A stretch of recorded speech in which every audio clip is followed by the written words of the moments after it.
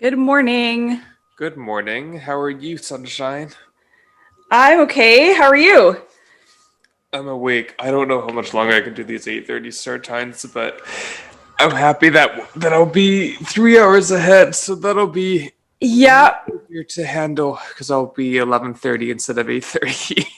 talk about welcome to Getting Juicy and talk about being raw and honest and open. Well, we are raw and honest and open. We're like the fresh rind on a piece of fruit and just want to grit it down and shred it open and get Exactly. juicy. It's exactly why I said it. Um, Exactly. so then therefore on a scale from 1 to 10 of I don't even know what this means, but you will have to decipher what this means. 1 of being the least juiciest and 10 of being the most juiciest. What are you this morning? Depends on how ripe you want me to be. Well, I like that answer. Well, you got to keep people Okay. guessing. I agree. Okay, well, it's funny because speaking of like how ripe you want to be, or how on it you want to be, our guest today, I feel is I'm really excited to speak with him. I feel like he's going to be a breath of fresh air, and I just feel like he's got this wonderful energy that will bring to all of you. His name is Shawn Antonio. Hmm. And Shawn, he is a celebrity life coach. He's an author. He's a motivational speaker. He's based in LA. So it's interesting. We had a few guests, quite a few guests now from Los Angeles, from all walks of life, which Yeah, yeah. is really cool.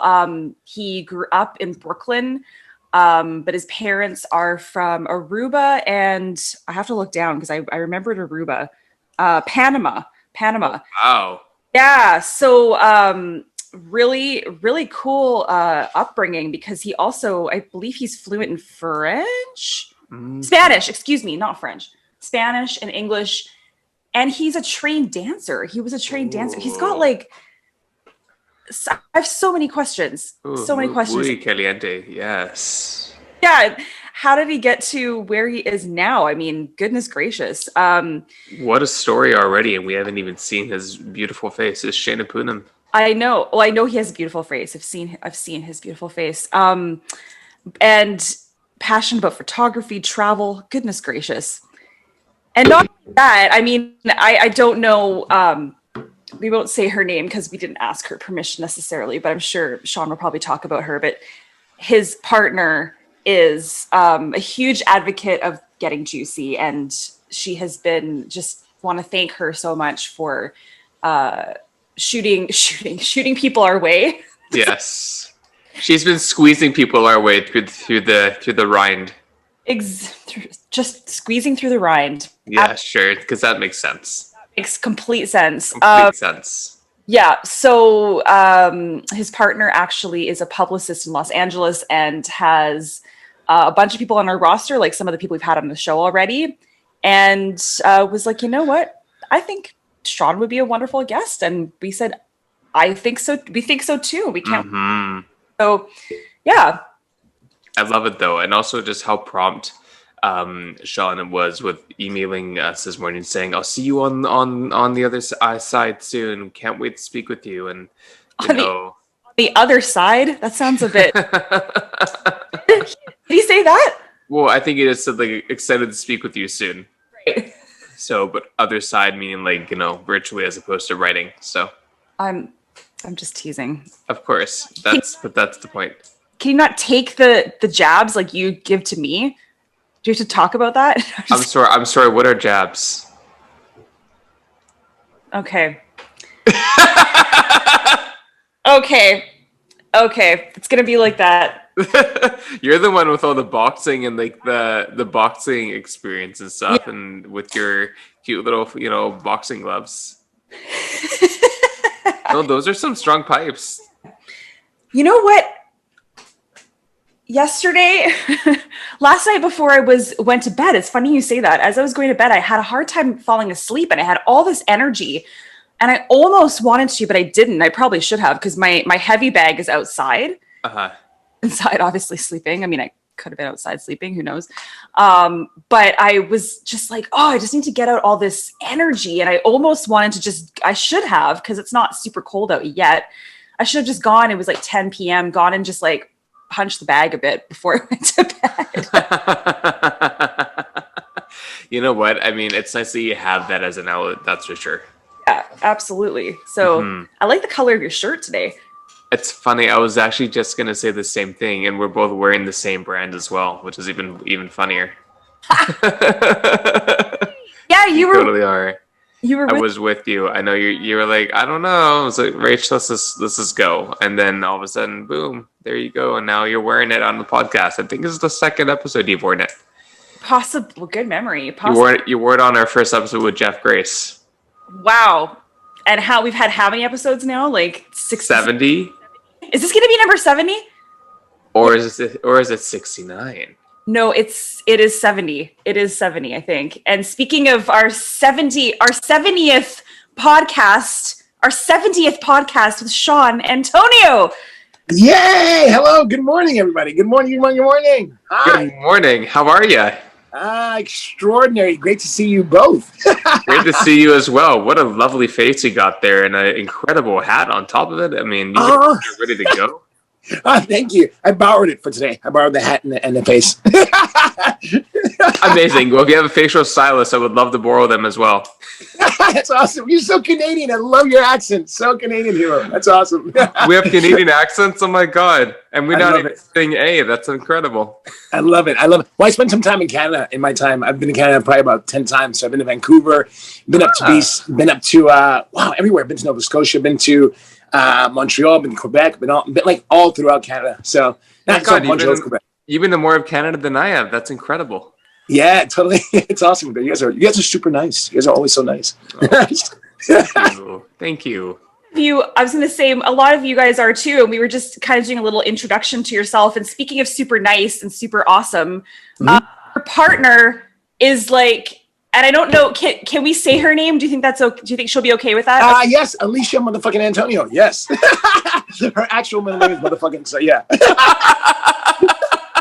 Yeah, my partner, she's amazing. Oh my God. We had to just give her a plug. I've done that a couple times already, but she has been such an advocate and oh my God, of us and of the show, and just she is just amazing and just so communicative and sweet, and we should have her on the show. Anyway, you should have her on the show. So guys, for you guys who don't know who Alicia Antonio is, first of all, she's my wife. 9 years. Yay! We just celebrated 9 years in 3 months, a couple days ago. Oh my God, mazel tov.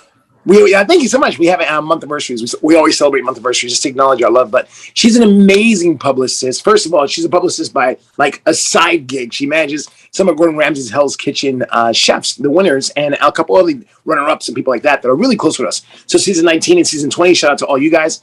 That's what she does just for a side gig. But she's actually a writer and an actor. And she's also my partner in my life coaching company. So when the world was open, we did workshops. We did relationship workshops for single people and for couples. So she's a badass, man. Like, talk about hats. She wears so many hats. Holy. And she's so masterful at everything she does. So, yeah, Alicia sent you guys a bunch of people. I know that much. So here I am, too. So, yeah. Well, she did. But you know what, though? It's amazing that she did connect us with you, because the moment that she did that, we were just thinking, what can this individual not do? And then secondly, your story and everything, it seems like you've had quite a life and a journey that you've been through. And it's just incredible to think about how we all end up to today and how we came from where we are, right? And on the show, that's what we love to understand is this, where do people come from and beyond what they do for a living? Agreed with that for sure. I've definitely had a wild journey. I'm sure you guys heard a little bit about me, but yeah, guys, for you guys who are out there, first of all, it's great to see you guys, whoever's on this and seeing this and all this good stuff, right, guys? So I'm Shawn Antonio. So here's what I do. What I am is I'm a game changer. I actually change people's lives. That's what I am. They call me a life coach. That's what the moniker is life coach. But I get so deep in people's lives that we just shift everything. So I do that full time. I coach people all over the world in about 4 different languages, because I'm Spanish and Dutch. I'm from Panama and also part Dutch from Netherlands and Aruba and things like that. But I was born in Brooklyn, New York. So I was born in New York. Had dual citizenship like that, but grew up speaking a bunch of languages. So life coaching, motivational speaking, and a lot of podcasts and interviews, things like that. I've done a ton of motivational speaking.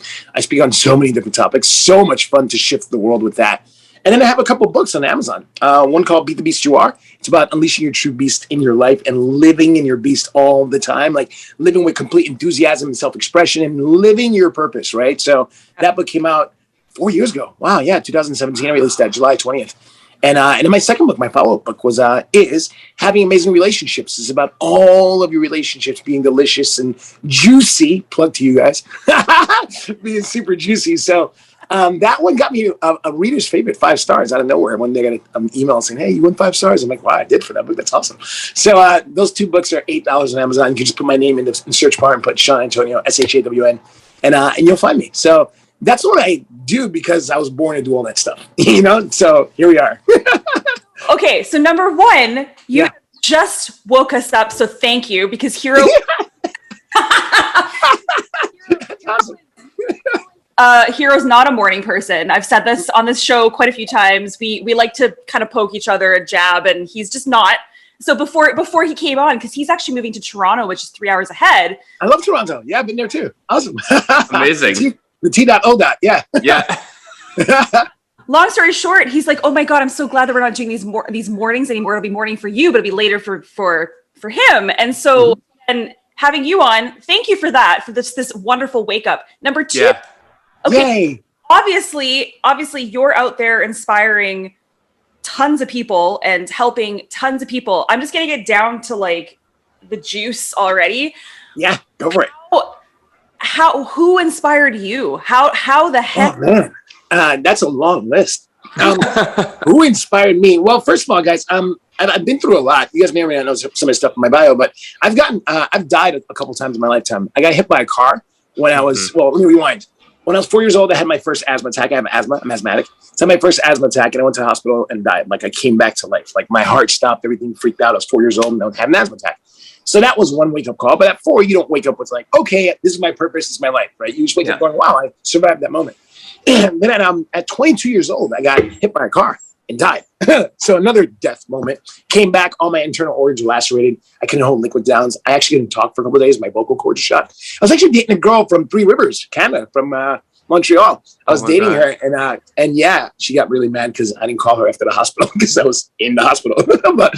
but yeah. So when I woke up with that kind of purpose, that specifically when I was 22, I'm now 47. I just hit 47 this year, and at 22, I just woke up with this new purpose, like this new like Shawn do it all now kind of situation. Like Carpe Diem is one of my. I have 50-something tattoos, 52 tattoos. And some of them on my wrist say Carpe Diem. So Diem's upside down here and Carpe's here, right? So my Carpe Diem reminded me to like be in every moment, live every moment. But I mean, so many people have inspired me. My mom and dad, first of all, are just trendsetters. My mom and dad both came in from immigrants from Panama, my dad and my mom from Aruba. In 1968, New York. Like, imagine that. They moved here. My mom's one of 12 kids. She's the youngest of 12 kids. My dad is the second in his pack of 4. And they both came here and just like kind of established themselves, and they spoke English, obviously. Well, not obviously, they did. And they just came here and just started their life. So for me, growing up around people who just do shit, I've always been a doer. So no's not really an option for me. So mom and dad definitely always were like, yes, people, and get it done, do shit. So that definitely is part of it. A lot of my motivators, and I was in nightlife for a long time. A guy named Suk Sung, may he rest in love. Suk, a Korean dear friend of mine who started me in the nightlife industry back when I first moved to Los Angeles back in 1999. He came out of nowhere and said, hey, Shawn, why don't you come work in nightlife? And I said, what does that look like? He goes, promoting nightclubs. I said, what does that mean? He goes, bringing cool people to a nightclub. I said, okay. So he inspired me to just kind of like really get out of my own way. I was 24 when I first moved here in Los Angeles. And he said, what do you want to do here? And I said, I don't know. And he goes, well, just start here and we'll figure it out. 3 years later, I started my own events company, became one of LA's top event coordinators and promoters. So I did stuff here in LA. I did stuff in Miami. I did stuff in Vegas. Shout out to Vegas. Love that place. I've been to Vegas 262 times as of last week. Wow. Shout out to Hell's Kitchen. Last week was the Hell's Kitchen season 20 finale on Monday. I don't know, this stuff in Chicago and Dallas, all this stuff. So people have just showed up for me. I mean, I can go on forever about who, but people have just believed in me. And when you get a village of people who just constantly believe in and say, hey, Shawn's going to be great. What do you need, Shawn? How can I show up for you? It's just, you just go. And you just have this, like, I've always had this inner drive to like get shit done, and like do stuff and believe in like anything's possible. Like that bullshit cliche of anything's possible. It's actually true. It's actually true. Like anything we want to do, we can do it. So that's just been my mindset for a very long time. Unbelievable. So it sounds to me and it looks to me like this is something so innate inside of you that has always been Shawn. Yeah. How do you tell? Because for example, so I feel like I've been a lot of the opposite. Oh wow. Okay. Not as much of a positive person, and we've talked a lot on this podcast about mental health, and we're big on kind of opening that whole can of worms and making the stigma go away. And I'm happy to say that I think a lot of the stigma surrounding mental health has been fading over time, which is great. But we talk a lot about like anxiety and those stuck moments where you're always just thinking, well, it's no. But you're like on the opposite of yes. So what do you tell people that don't have that? Because it sounds like it's just come so naturally to you. Well, thank you for saying that. First of all, big shout out to mental health for sure, because that's something I speak on a lot with a lot of my clients and a lot of my podcast interviews I do. So mental health is such a big deal. I'm so happy it's coming to the forefront and people are dealing with it. Yeah, we innately all have something inside of us.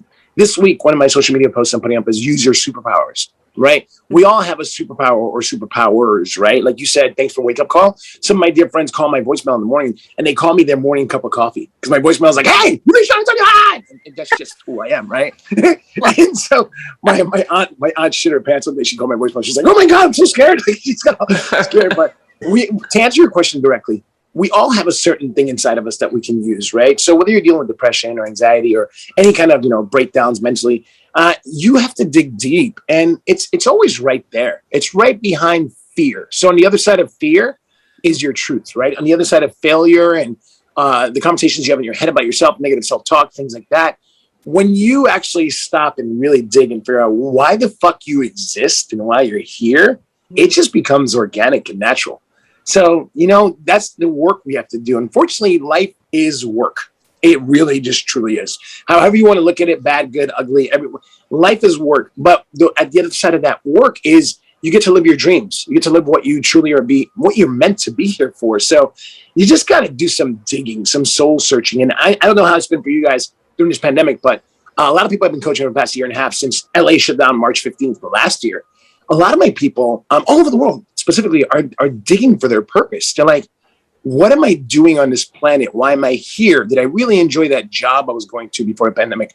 Did I really enjoy my partner? Was I really in a relationship that worked or didn't work? How's my relationship to myself? Am I eating well, sleeping well, taking care of myself, working out, doing the things that really make me happy? And a lot of reinventions happened the past year and a half. Most of my people, shout out to all my people worldwide, you guys fucking rock. They've helped me shift and see other things about myself as well. But man, it's so beautiful to watch people really deal with the why of existence, and that's a deeper rabbit hole too, but absolutely. It's within us. It's right here. We just got to listen to our hearts, right? And get out of our heads about what's happened to us. And one of my favorite quotes I heard, it's an anonymous quote, and it says, you are not what happened to you. So that goes for, think about that statement, like you are not what happened to you. So me having that asthma attack, me getting hit by a car, me being falsely accused of murder and thrown in jail back in 2017, that happened. Yeah, that's a whole other thing. That's a whole other rabbit hole. But look at me smiling, right? Because I'm not what happened to me. I'm not. But we love to live in that victimhood. And one of my other favorite quotes, now stop talking, is this one quote I love. Again, another anonymous one. It says, was it a bad day or was it a bad 5 minutes that you milked all day? Mm-hmm. I'll say that again. Was it a bad day or was it a bad 5 minutes that you milked all day? So we have these things that happen at us and we carry it and we act like it defines us, but it doesn't. And I'm here to tell you guys, everybody watching this, listening to this and hearing it, we're not victims. Victimhood keeps us small. Absolutely. It keeps us prisonered and shackled to our past. And it's a waste of time and energy. I spend zero time in victimhood. Every once in a while I become human. And I go, wow, that sucked. And I'll be pissy for like 3 minutes, 4 minutes. Like I'm usually like this. Well, like a percentage of me gets a little edgy sometimes. I'm like, oh man, but I don't sit in it for long. Like what's the point of sitting in that misery? That's just the way I've trained my mind to be that way. That's the like you hit the nail on the head about training. And I think that a lot of people still feel like there's a quick fix to everything. There's still, I think we get fed that a lot through social media, through commercials, through like me, through all those kinds of things, right? So it's, I think it I don't hate using that word should, but it shouldn't deter you from growing, just thinking, because it is kind of like scary to think, oh my God, there's not a quick fix to this. Like, I'm going to have to work. What? Like that's, it's a lot. Yeah. Something else you said about just, being in victimhood. I mean, so here, and I've talked about this on the show numerous times too. We both are grandchildren of Holocaust survivors. So, oh, wow. Okay. Yeah. Gotcha. Wow. So with that being said, like we talk a lot about the intergenerational trauma, or things that live like in our DNA from not even our own trauma, but like, it's passed on. Yeah. I mean, by the way, shout out to your grandparents, for real. Like, they're survivors, man. That's amazing. That whole story is like, whoa. So yeah. It's crazy. So with that being said, it's almost like in a roundabout way, we were almost born into victimhood. Yeah, totally. I completely understand that. I don't understand being you two, but I understand what you're saying about that. Yes. Mm-hmm. Yeah. Mm-hmm. So you truly feel like my dad was. I mean, he grew up with like his parents were Holocaust survivors. He grew in that environment, and so like having those kind of things passed down, and even if they don't vocalize it, it's like it's just what you're. It's in you. Yeah. So it's that shit's hard to shake, It is hard to shake. I've been saying this for the past 6 months with a lot of my people lately. It's like, we gotta press, like, if we were getting an email, we gotta press unsubscribe. We gotta unsubscribe to that thing that we've been carrying. Like, I just found out Alicia did some deep diving. Shout out again to Alicia Antonio, the best woman on the planet, in my opinion. She did some ancestry.com digging on my side and my mom's side, right? And she found out that we descend on my mom's side from Dutch slaves. And one of my great grandmothers, her name, I don't know who named her, I'm assuming her slave owner, named her Selly Monkey. Seely Monkey. Her last name's Monkey. So I don't know if that's like, I don't know where that came from. We still haven't dug more to find out what's up. But So when I found that out, that like on my mom's side, we have, Dutch descendants that were stolen from, the Netherlands and put in the islands of St. Martin, Aruba, Bonaire, and Curacao. Those are the Dutch islands. I could choose to subscribe to that. I'm, a victim of slavery, or I could just say that was their journey. Your grandparents getting through Auschwitz and all that. Wow. I mean, I'm obsessed with that era of what happened. Because it boggles my mind what Hitler did. It just boggles my mind. And a lot of those, there's a show called How to Be a Tyrant right now that's on Netflix. And it goes through different tyrants. It starts off with Hitler. Guys, I totally recommend you watch that. The mindset, it might be a little painful depending on your sensitivities, but they talk about different tyrants and how they rose to power. And it's really fascinating because it's like, what? So for me, the answer to that would be unsubscribe to the story that your parents had or your grandparents had, because it's not your journey. Yeah. And I told that to my mom many years ago. One day I was coming home from an event and she asked me like some silly questions about, did I walk home in where there was light? And I'm like, Mom, I'm like in my 20s. Of course, I walked home from an event and I was, I was walking home and my neighborhood was well lit. And I said, Mom, you know what? Thank you for loving me the way you do. I hear you. Yeah. But the things that happen to you will never happen to me. They won't. It's not my journey. And I don't know where that wisdom came from at like 27. I said that. But I remember I said, we have to unsubscribe to stories of our past. Honor our past. Honor it. Yes, 100%. Everyone out there, honor your past, honor your descendants, honor where you came from, know your bloodlines, learn all that stuff about yourself. But don't use that as your battle axe to just exist. Yeah. We're all born to do something miraculous. What the fuck are we doing?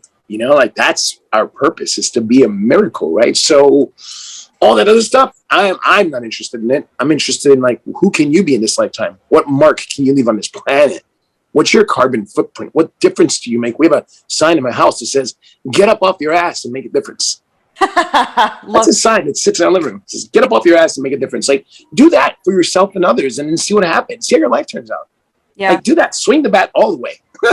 I call this month with a lot of my people, Grand Slam September. I'm asking all my people to like get your bat and knock life out the park. Like, just do that. And yeah, sometimes you're gonna miss, and sometimes you're gonna bunt. The ball's gonna, obviously a baseball analogy.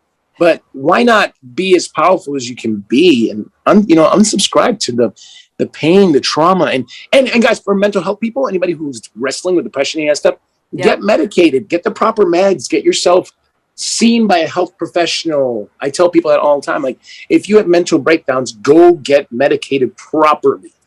Get diagnosed, figure out what your situation is, and then manage that such that you can be your best 100%. Like, what did you 100% look like?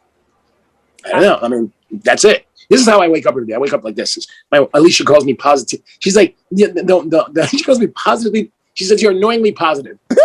She goes, the one thing I love you. I love you, husband. You're awesome. But the one thing about you is that you're annoyingly positive. And I'm like, oh, cool. That's a good complaint. So. Love your laugh so much. Thank you. I love it. Sorry, here I'm like kind of cannibalizing on the conversation here and to ask all the questions. What do you? No, it's fine. It's fine. You'll notice, Shawn, that if you go back through our archive, there are some episodes where Rachel will be more predominant in asking and vice versa and listening, and that's what's great about having two people sharing different kind of hosts and guests and stuff, because you get to have that balance. If me and Rachel are both like this, then there wouldn't be any space. Yeah. So yeah. I love that. But what's great though about Rachel asking these questions is that I feel we have a solid understanding, at least, about who you are and where you've come from and things in that respect. And there has been a lot of aspects of your life coaching and a little bit about how you got into nightlife and entertainment.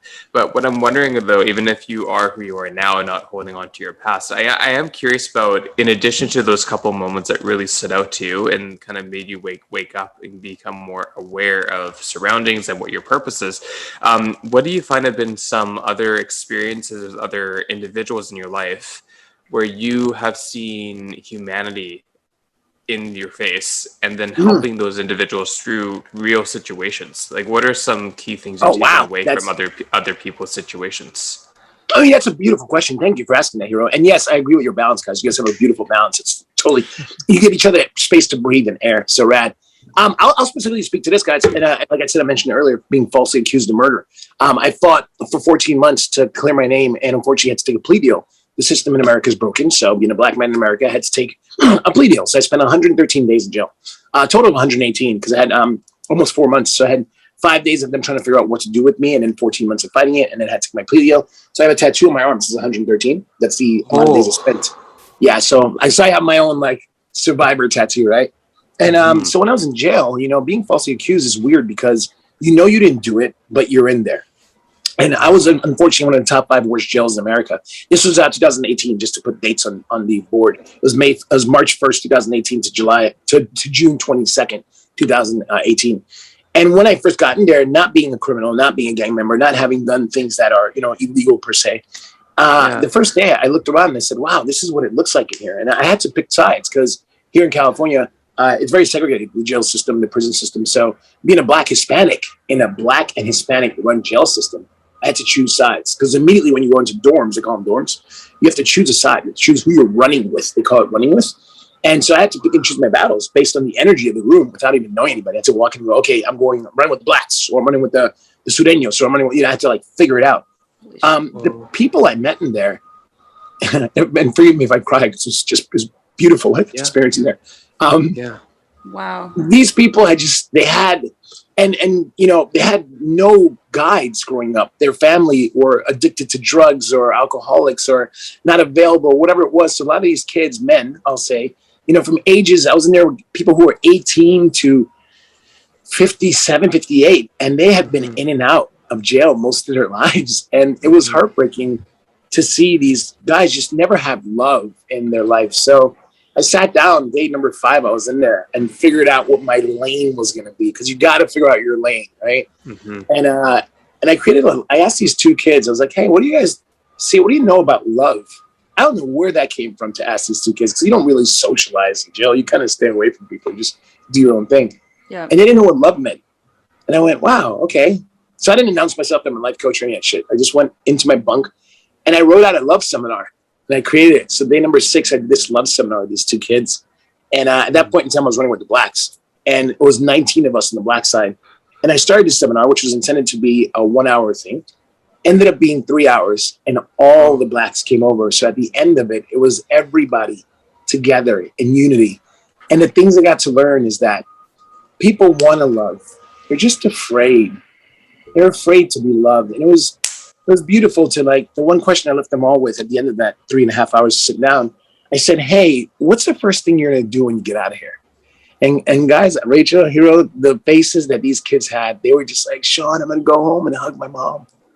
I'm going to go home and call my sister. Like, the things they said were so beautiful, man. So, like, for me, it was just so, here I am, a victim of the system, and sitting there with guys who actually, some of these guys did commit these things. So they knew they were going to be in there for life or 30 years or whatever it looked like. And I'm like, wow, like one guy was 24 and he had double life in front of him with no parole in sight. And I'm like, I sat there with this guy and I cried with him. And you're not supposed to cry in there.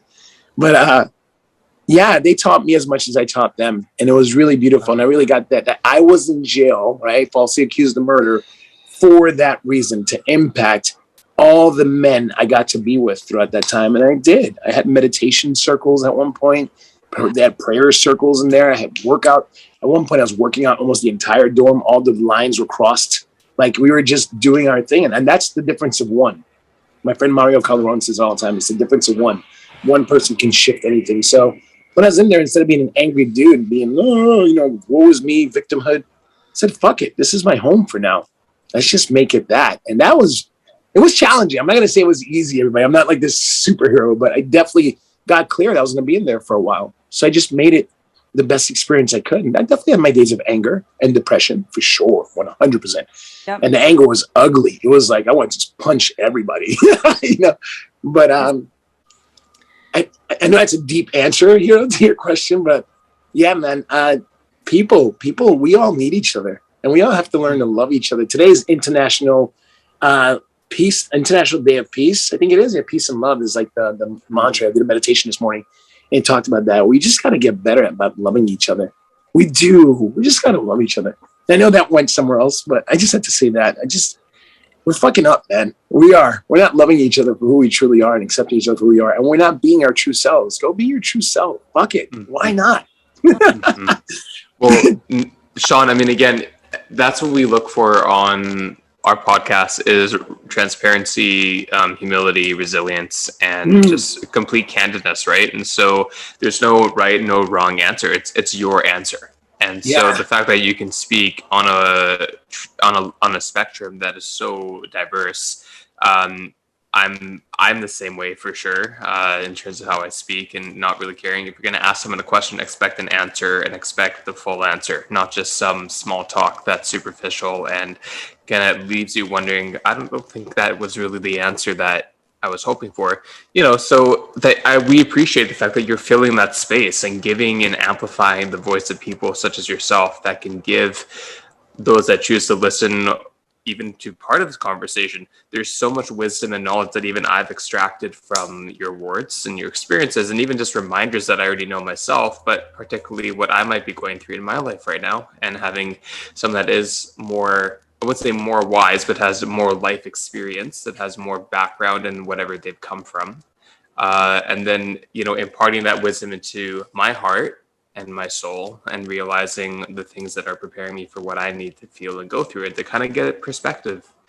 That's what a podcast is about, in my opinion, is sharing perspectives and gaining insight and wisdom to apply that to your life. We're all reflections of each other and we all learn from each other. So regardless if you're talking to two, white, cisgender, Jewish folks from Canada, or we're talking to someone as your background, it doesn't matter. There's always somewhere to connect, no matter how different or how similar we are. There's always somewhere to connect, and that's something that I continue to understand as I get older. So Rachel, do you have thank you for saying that. Thank you. That really touched a place in my heart. Thank you for saying that, man. Like, really breaking that down. I just got a little emotional, but I'm still crying because I went visited that place. But thank you for saying that, because that's the truth about life, right? We can all connect on any level. So I don't live on the surface. I don't have time for that. I don't do surface or superficial stuff. Neither did I. I mean, even when I was, 8 or 9 and stuff in elementary school, and based on the fact that most of my upbringing was with adults, and, a lot of it was with my mom, just based on my own separation anxieties and stuff and codependency issues.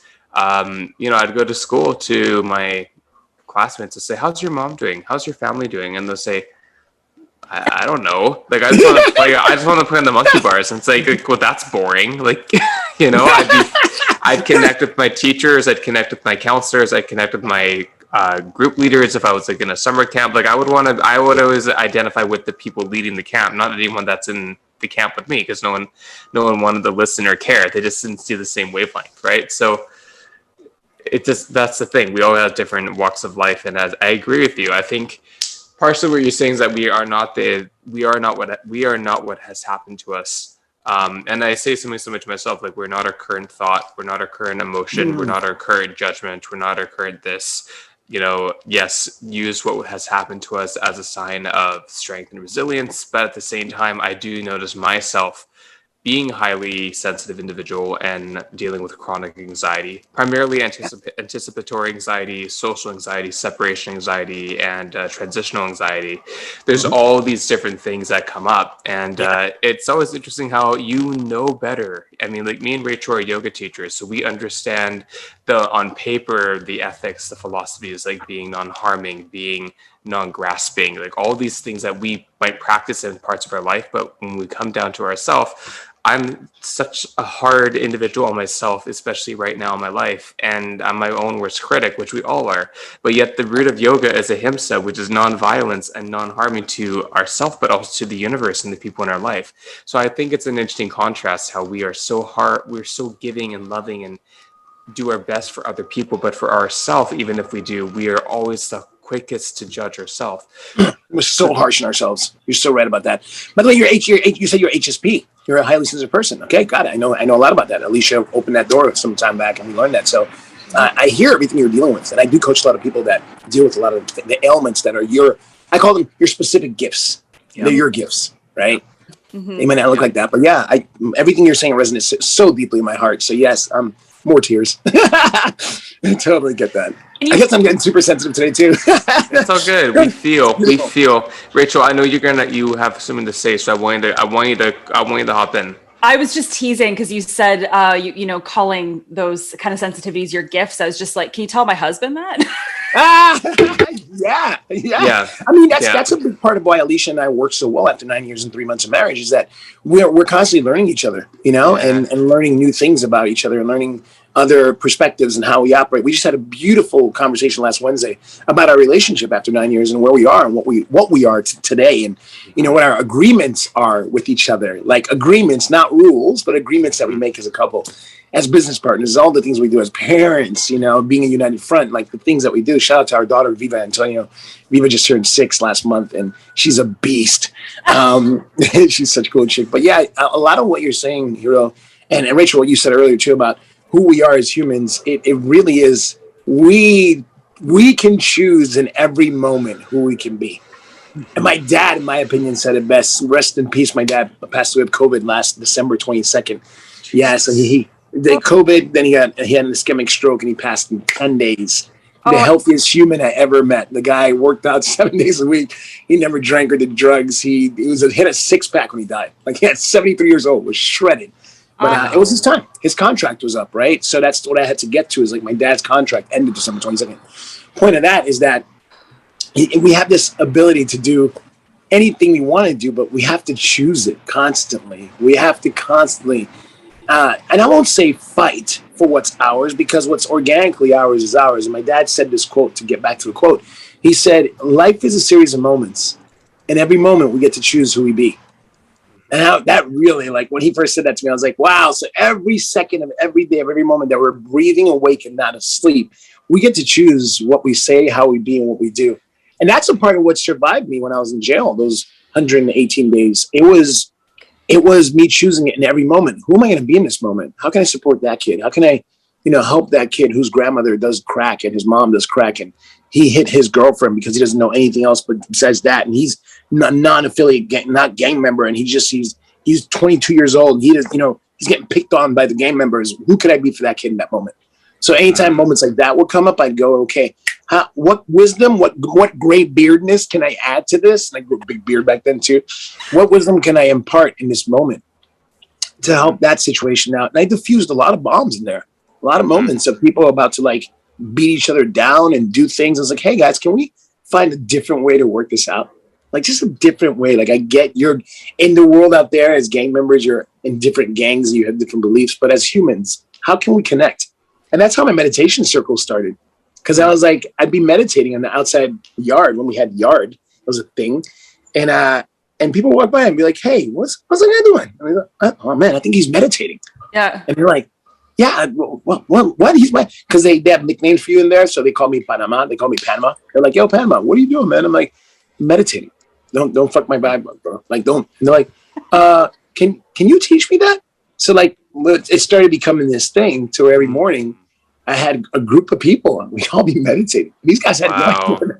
So it was so cool to see, like, you know, I mean, fully tatted up from the head, top of the head to the toes, fully tatted gang members who've been in gangs their whole life, sitting there, hands raised to universe, meditating with me.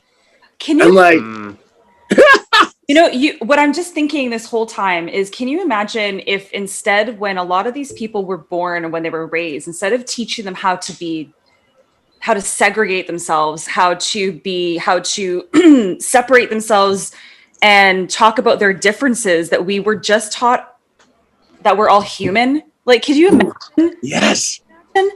Yes. I want that. That's the world I want. By the way, your angels are visiting you right now, Hero. I can see the sunlight just kind of cascading. It's awesome. It's awesome. Your angels sitting on your shoulder right here. It's great. That's never happened. So I was just like, I was saying they were just sorry for the glare, but it's perfect. Neat. I love it. I think it's a total. Your angels are visiting right now. So thanks for bringing that to the table, brother. But I love what you said, Rachel. Can we create that world, everybody? Everyone listening, can we create that world where you get taught that we're all human? You know. And like that, and that's great. You said that, Rachel, because Alicia showed me a video early, I think summer last year, and a white father was showing his white 5-year-old a video of two kids playing, a black kid and a white kid, and the father kept asking him, "What do you see? What do you see?" He's like, two kids playing soccer, two kids," and he went through a series of videos, and the kid didn't see a black kid and a white kid. The kid saw two kids, and I mean. All of the tears. I was like, oh, like if we could just have that filter of life, of that we're just all the same person, and not have all those prejudices of, you know, what's different about us, like embracing the differences that we are for each other. And I think that's definitely a part of what survived me when I was away in jail, and survived me and not even survived me, but connected me to my truths and my friendships and my people. Because like even meeting you two right now, it's like, I'm already digging you guys as humans. Like, you guys are badass. Like, fuck yeah, I want to be not only on your show, but be your friends in real life. Like, you guys man. Man? I would give you a big hug right now if I could. Fuck yeah, virtual hug for sure. Right? But yeah, I mean, I could go on about that forever, man. I'm such an advocate for people just loving each other where they're at. Yeah. Where they're at, and picking you up off the floor when you fall down. Like, if you fall down, call me. Like, you know, you fall down, like, I'm here to cry with you, to be with you, to share with you, to create with you, to let you vent. You know, we all need people, and that's what I want. I want that world, all inclusive. There's no borders, you know.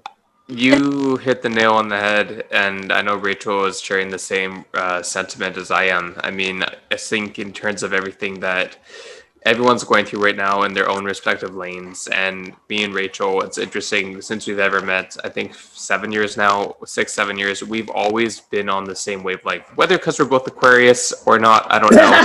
Like, one day apart with our birthday, even though there's a handful of years. But the point is, I mean, I honestly feel older than Rachel a lot of the time, based on our conversations. But my point is that that's supposed to mean, but okay, sure.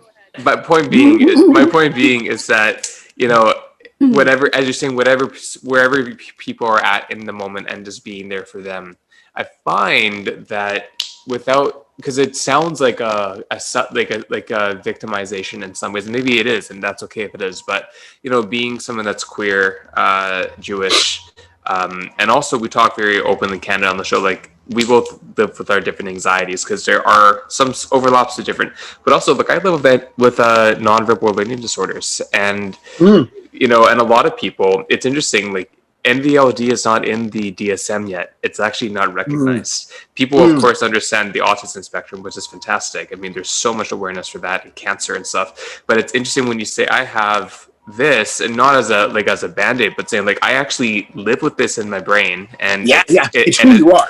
It's invisible, and it comes out every day, because it's literally, I look at the checklist of what people like me that live with that, and I'm like, yeah, that's me. And I think only in the last couple of years, I would say I've really dove into the awareness of what that is. And now that people are talking about it more, like there's an organization, a nonprofit in New York, for example, called the NVLD organization. And they're actually doing work to bring awareness to people that are not autistic or not living with anything on that spectrum, but people that are neurodivergent and people that are living with dyslexia, dyspraxia, and there's about 6 or 7 other ones that are most common, including NOD or NVLD. So I find that I've always been walking through society in the world with a very different perspective. And that's only one part of it, but it's a huge part of it, because the way our bodies interact and the way our brains interact differently from society, or even non-verbally with people, or how we learn to speak even, and how we express ourselves.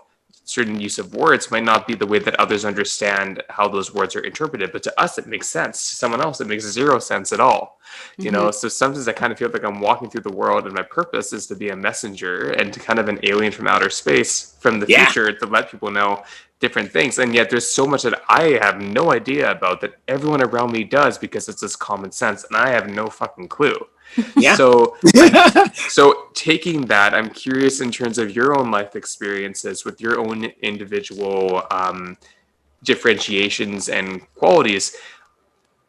What has that been like for yourself in terms of showing up as you are, and of course not being a victim, but you have what you have? Like, how do you use those things to help empower yourself and other people, and including being a father, being a husband, being a motivational speaker, and being a leader for your community? I mean, I know I asked like several questions in one question, clearly. Yeah, no, I can tag all of it. All of it.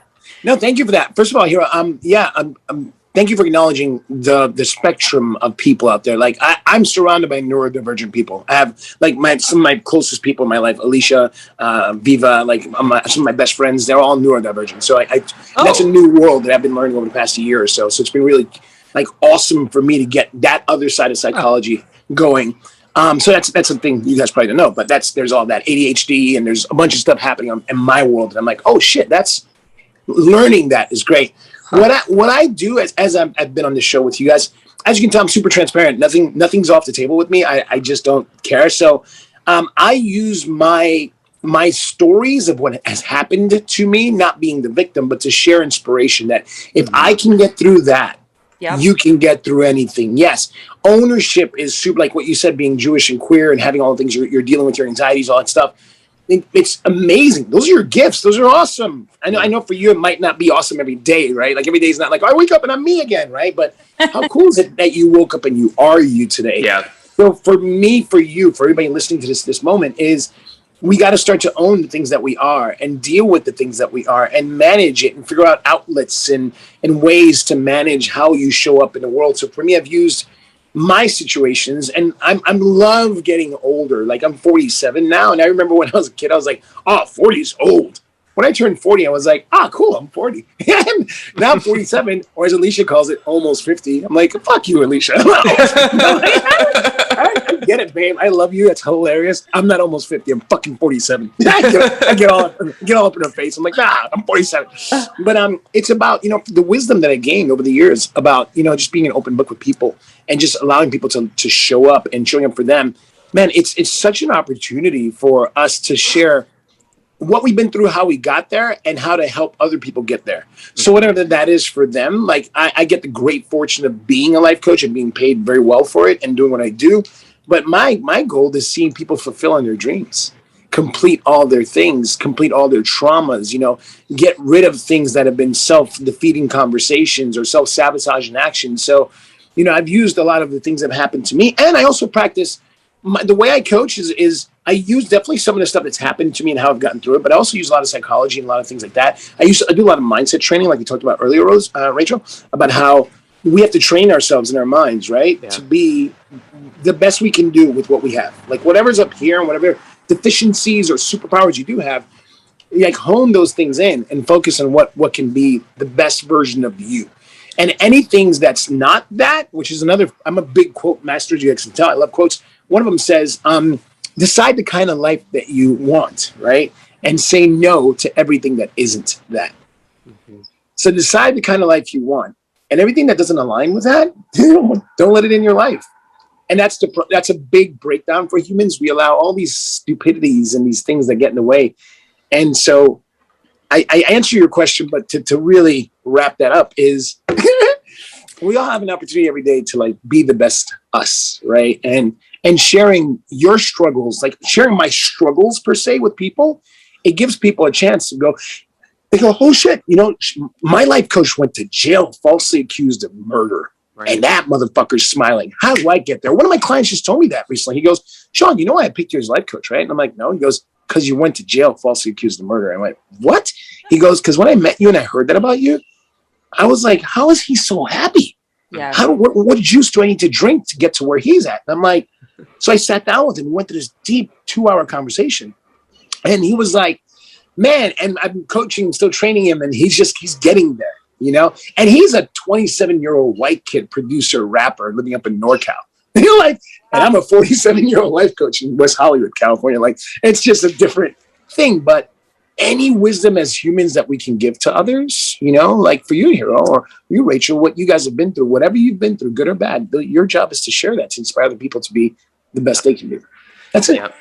Yeah. I think that is, gosh, I just have so many thoughts. I mean, you definitely provoked some deep thinking today, which in a very positive way. But I just was thinking right now, I'm actually really excited for the future generations. I was always very scared for them just because of what's going on in the world. But just because I think the reason why I'm excited is because we're more than ever, I think we're becoming more open, vulnerable. We have all these platforms to speak, because I was just thinking there's a lot of people in my generation and even in Hero's generation, we've said this before, we're about 10 years apart. I'll just say that. Okay. How can you guys say your ages? How old are you guys?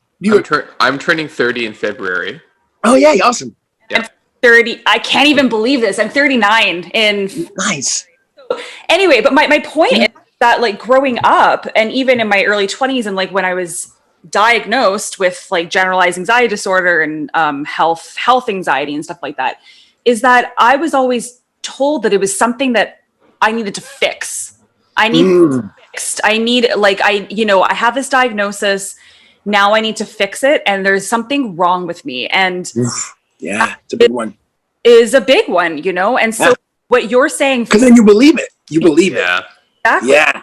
And, and to be quite honest, till this day, I still have the odd person, saying those kinds of things. So it's hard. I mean, I think that you kind of flipped it on its head, saying, a lot of these things we have to see as gifts rather than the whatever they're breakdowns, ailments, crutches, excuses. Well, I mean, there's so many reasons. Yep. Exactly. So I think that I feel like hopefully with the psychology world and medication and those things, that things are starting to flip a bit instead of being like, this is something we need to fix. And it's like something that's like really wrong with you. Yeah. Let's work with this. This is like, can we replace that word instead of just something to fix? This is something I have to accept. Exactly. And that's the catch. Those two sentences you said about there's something wrong with you and there's something to fix. It's like we get indoctrinated into that story based on whoever said it to us. And then we grow up believing that there's something wrong with us. So now our story is that. And our sentence that we've sentenced ourselves to is that. Absolutely. That's it. Absolutely. No, I was just saying, like, I used to actually think and this is also because how they used to teach in schools and stuff. And actually, they taught nothing about mental health when I was going to school. Nothing. Absolutely. Yeah, I don't think they talk about that still. Okay. So I know that. But I used to think to myself, like, I used to say to my mom, like, Mom, I wish there was somewhere I could just go. I would imagine going, like, almost finding this massive gumball machine. I have a very vivid imagination. And instead of gumballs came out new brains. Ooh, wow. Wow. Think and imagine myself, like I wanted to go to the store and buy a new brain because I didn't like mine anymore. And it was damaged. There was something wrong with it. And for a very long time, That's how I thought. Mm-hmm. Yeah. And I could see how that would be a thing because at a young age, you got told you're that. Yep. Right. You got told, like, one of my dear friends I just coached last week, he is a 36-year-old white gay man. He's been out for most of his life. And he told me, we had a beautiful session. I won't say his name, obviously, but he said his sentence has been, life is tragic. Oh, wow. So his whole life, that sentence has been running his life. Mm-hmm. So when we talked, he was like, and we got to it. And when he said life is tragic, I'm like, then everything in his life that he's manifesting and magnetizing. I talk about your magnet a lot. It's a teaching tool I created about your magnet. Like, so whatever your magnet's tuned into is what you'll manifest, what you'll bring towards you, right? So, of course, him being him, and also too, in the world of good-looking people, he's gorgeous, blue eyes and gorgeous and tall and just all that stuff. And he's single and he's having fun, but truth be told, that life is tragic story is always running in the background. It's like elevator music, right? So the elevator music for you, Rachel, and the elevator music for you, Hero, or the elevator music for me, all that stuff ends up running how we show up. And for me, my elevator music used to be, I'm not good enough. I'm not good enough, so no one will love me. So I'm just gonna figure it out. Mm-hmm. And at 6 years old, I didn't know that at 6 years old, but my parents' divorce is what caused that story. At 6, it was a tragic divorce. It wasn't anything physical or violent, but it was just like a really like, what happened to my parents? They were both young kids when they got married. They know each other, immigrants from different countries, and they were together for 11 years. But that sense of I'm not good enough ran me forever until I was 28 years old. And I found it. I put my finger on it. And I was like, oh my God, so my you're not good enough had me overdo and overcompensate my whole life. Mm-hmm. So those sentences that we get sentenced to by whoever or whatever, family, medical professional, whoever, we believe it. So that new brain gumball machine, I get it. I get that analogy. I really do, especially lately, because I'm talking to a lot of people about their brain work and how to accept the brain and the body and the thing and the skin color and the, whatever that you are and making that your thing. Like, how cool is it that they created one of you, right? Yeah. They created one of you, Hero. They created one of you, Rachel. Like, how cool were you creating one of me? Like, yay, thank you, universe, or whatever fuck created us, right? Yeah. So that's the pool I swim in, so I get the new brain thing, but I request from everybody, or I should say, just my ask everybody listening is like, accept the isness that you are. And if you can accept your own isness and navigate the best version of yourself possible every day, let's fucking do that. Mm-hmm. I need to ask, just go back to when you were in England, and after the fact, did you follow up? Were you able to follow up with any of those people? I did, actually. A couple of those guys, because in there you don't make friends. You make, your bunkies. But, I did, because of who I was being, I legit, the last couple of days I was in there, I didn't know them in my last couple of days. But the day I was leaving, these guys, I walked out with like 30 numbers and emails and addresses and stuff. And I reached out to a lot of these guys. And I didn't know who was getting out at what time. But last year I did, Michael Dubois, I can mention his name. He was falsely accused of, well, not falsely, sorry. He had, his charge was assault with a deadly weapon because he's a boxer. So he hit his brother-in-law, and his brother-in-law, who's gay, called the cops and said he abused me, blah, blah, blah. This guy is a non-affiliate, non-gang member, never been in trouble, video game nerd, ended up in jail because his brother-in-law punched his pregnant wife. So his sister and him were talking, and he pushed her, and when she was pregnant, she hit a corner of a table. So my friend Michael was protecting his wife. But unfortunately, because he has boxing hands, he broke this guy's jaw. So unfortunately, Michael went to jail for 8 months. Like, the guy had never been to jail.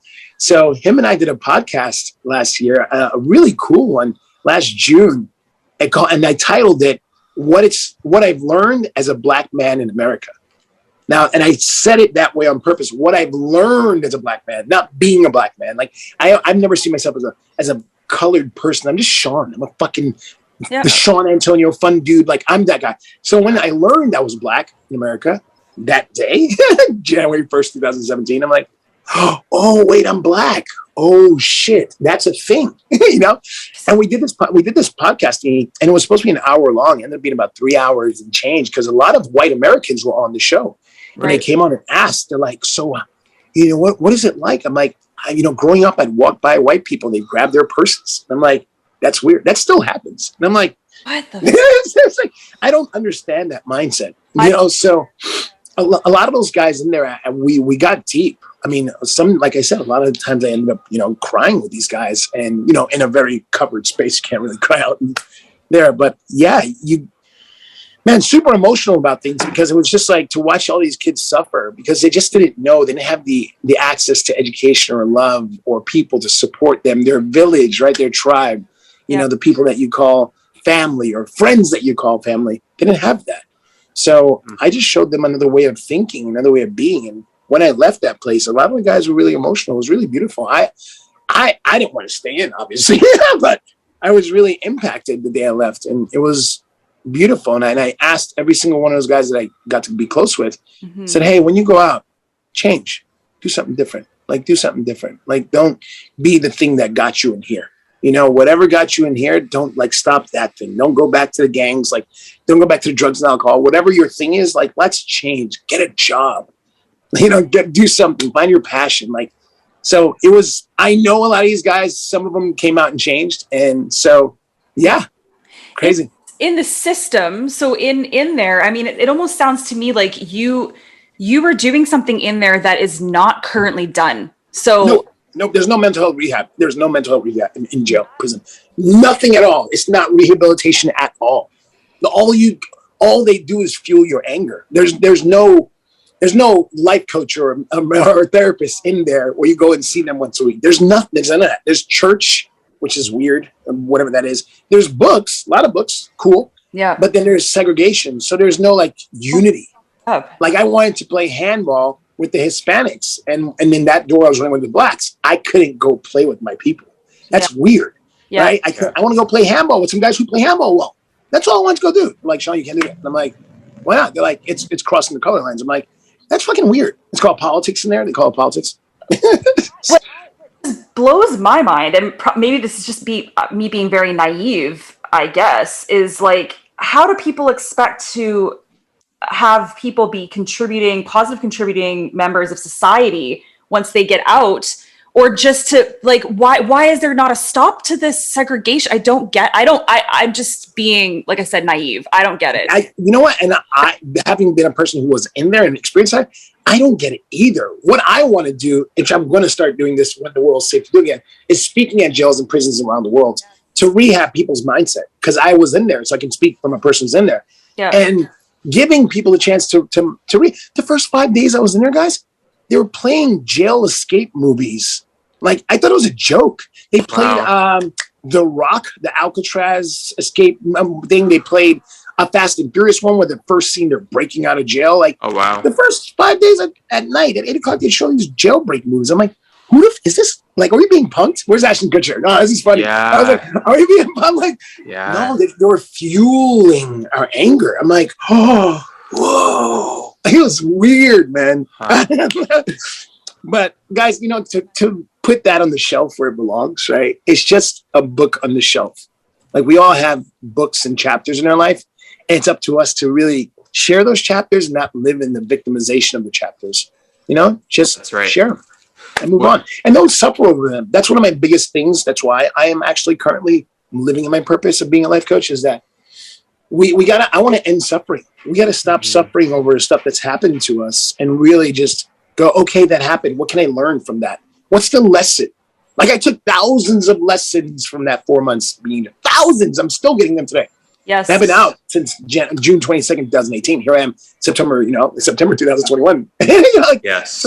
So lessons, guys. Every day there's lessons. Everyone who listens to this, pay attention. Absolutely. Learn your lessons and then apply them to your life. That's the catch. Yep. Learn it, then apply it. Learn it, then apply it. Well, exactly, though. And that's one thing that I always do with my teaching in yoga to the best of my ability. COVID's been harder because I haven't been able to teach as much or as many people. But yeah, I mean, I use my experiences, some I've mentioned to you, some I haven't. And I use that in my social media in the posts I write. I do that as well as a brand ambassador for different companies or products that I'm passionate about, and some that I hope to be ambassadors for in the future. And that's why they asked me, why do you want to be an ambassador for us? like, what do you want? I say, you know what, your product's great, but what I really care about is sharing and amplifying a story that I can help inspire change in other people and be a representative for LGBTQ awareness, mental health awareness, learning disabilities, and everything else of alternative health and wellness that you might not look at me and be thinking that I represent those things, but you know, there's more than meets the eye. So when you're talking about, don't look at me for being this or for being that, but instead look at me for being an advocate for what has happened and how I'm trying to help others that might be going through it as well. Like, I think that's the big takeaway, you know, and that's what I try to do that every day. And of course, some days I'm more successful, some days I'm less successful, or some weeks, but the overarching purpose is to be of service to others and to utilize your experiences to help inspire others to change through coaching, through mentoring, to helping, like being a bigger sibling in a sense for other people. Yes, you know? Love that. And also too, not putting people in the box, right? Like you're not in the box. We put people in the box so we can understand it, so we relate to it. But that's the thing we have to let go of too. Don't put anybody in the box. Get to know them for who they are. Judge nobody. Unlearn all the bad habits that you created, the separation, divide of people. So much work.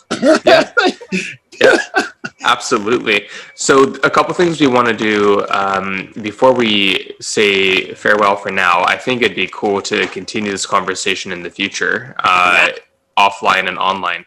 But is there anything you want to leave in terms of how people can connect with you, how they can reach out to you if they want to further their dialogue with you off the podcast? I want to give you an opportunity to share whatever you want for people to connect with you.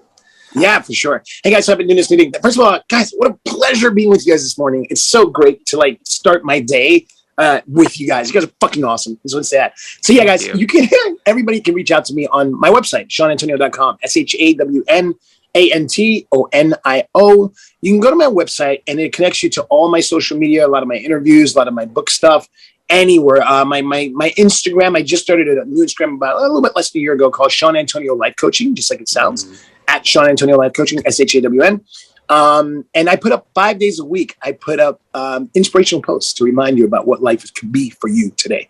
And also you can sign up to my weekly mailer. I mail out this thing called the Daily Dose of Awesome. And 5 days a week, you get it in your inbox. And it's just a message, whatever it says. Like I said to you earlier about use your superpowers. That's one of them that's going out this week. And so I have a bunch of that. So you can find me there. And I started doing this. My phone number. You can actually call or text me. It's 310-428-5017. Yes, I'm being that bold. I'm giving my phone number out. 310-428-5017. Shoot me a text. Guys, I give out free consults. So if you're struggling in life with anything in your life, and if your life is amazing and you just want to level up, I'm still that guy. So anywhere in the spectrum that you are in life, I'm the guy to talk to. And yes, I'm always this excited. I'm always this enthusiastic. And I do speak this fast. Usually, if I speak too fast, I'm going to slow down. But so yeah, you can reach out to me on ShawnAntonio.com, or you can just give me a call or shoot me a text, and we can connect from there. So I want us all to live our best lives. That's it. That's fucking it. What Paris Hilton says, which I love, that word she created called sliving. Yeah. Slaying and living your best life. Yes. Sliving. I love that word. I just heard it on her show, Cooking with Paris. I love that show so much. It's hilarious. I'm like, can we all just live every day? Like, slay and live your best life, everybody. Yes. Can we all do that? Please, please, please, please, please. Yes, absolutely. That's what I'm leaving you guys with. We're going to put all of that in the show notes as well. So all of it's going in the show notes. Cool. And God, I just could talk to you for hours and hours because thank you, Rachel. I now embark on going to analyze performance data and spreadsheets with my full-time job after this. Oh, wow. That's great. That'll be fun. It's not that exciting. I mean, like, hopefully I'll bring your excitement with me, but I'm in marketing and stuff like that. So anyway, we thank you so much for that. And then our final question, which we like to leave on more of, just in case our podcast might have been a bit, not of a downer, but just a bit serious. We like to leave on a higher, kind of lighter note. Vibration. Yeah. If you were a juice, what would you be and why? I'd probably be an orange juice, I guess, because I'm full of bubbles and I'm very bright and shiny, and I'm full of sugar. I'm really sweet. I've never been asked that question, by the way. I guess it would be orange juice. There you go. Yeah. And I compliment a lot of things. So, there you go. Amazing. Love it. Love it. Yeah, guys, great being with you guys. Definitely shoot me a text after this, and I want to connect with you guys on a personal level anyway. So you guys have been amazing. Thank you for seriously starting my day on this fucking super crazy beautiful note. Thank you. Oh my God, thank you. I definitely appreciate the extension and definitely will connect with you. Absolutely. I'll find you on Instagram as well.